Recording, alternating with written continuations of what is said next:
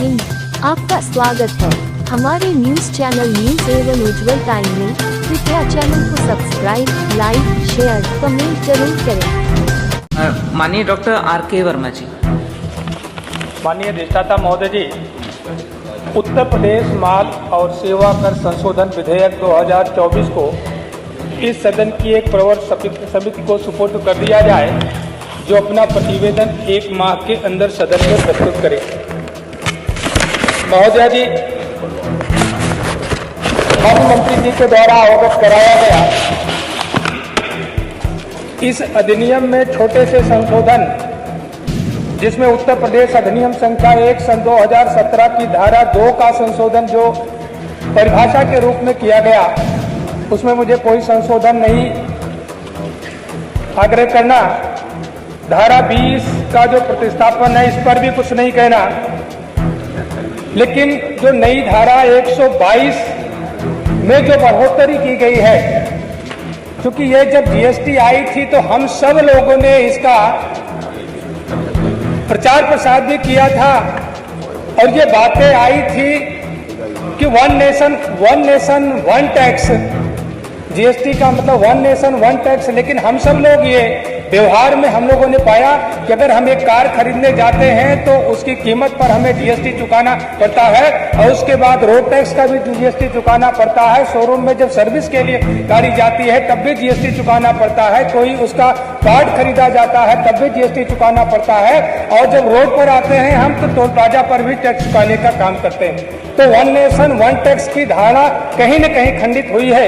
महोदय, इसमें जो 122 का के खंड 1 में जो संशोधन है कि इस अधिनियम में अंतरिष्ट किसी बात के होते हुए जहां कोई व्यक्ति जो ऐसे माल के विनिर्माण में लगा है जिसके संबंध में मशीनों के रजिस्ट्रीकरण से संबंधित कोई विशेष प्रक्रिया धारा 148 के अधीन अधिसूचित की गई है, जो बारंबार अधिसूचना जिसकी जारी होती है उक्त विशेष प्रक्रिया का उल्लंघन करता है, वहां एक अध्याय 15 या इस आशय की किसी अन्य उपबंध के अधीन उसके द्वारा संदिग्ध या संदेह किसी शास्ति के अतिरिक्त इस प्रकार रजिस्ट्रेशन न की गई प्रत्येक मशीन के लिए 1 लाख रुपए धनराशि के बराबर शास्ति का भुगतान करने के लिए दायी होगा।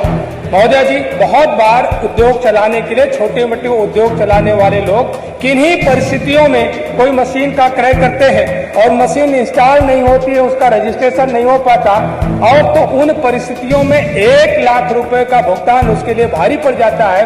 और अगर मशीन क्रय की गई है, वह क्रियाशील नहीं है, अक्रियाशील अवस्था में पड़ी हुई है, और अगर वो उसका रजिस्ट्रेशन करा दिया जाए और क्रियाशील ना रहे, तो जैसे उदाहरण के तौर पर हम ले ले, कोई छोटा उद्योग लगा रहा है, एक आटा चक्की की मशीन आई खरीद करके और व्यक्ति ने उसको इंस्टॉल नहीं किया और उसकी क्षमता अगर 1 घंटे में वो 8 घंटे काम करती है, 24 कुंतल आटा बनाती है, तो उसका जो उत्पादन है उसके उत्पादन का निर्धारित और रजिस्ट्रेशन कराने के बाद हो जाएगा, लेकिन सच मायने में उसका घाटा होगा, उसका नुकसान होगा।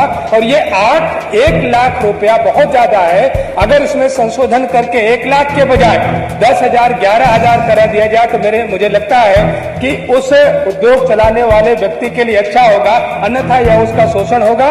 मैं इस पर बल देते हुए अपनी बात को खत्म करता हूँ।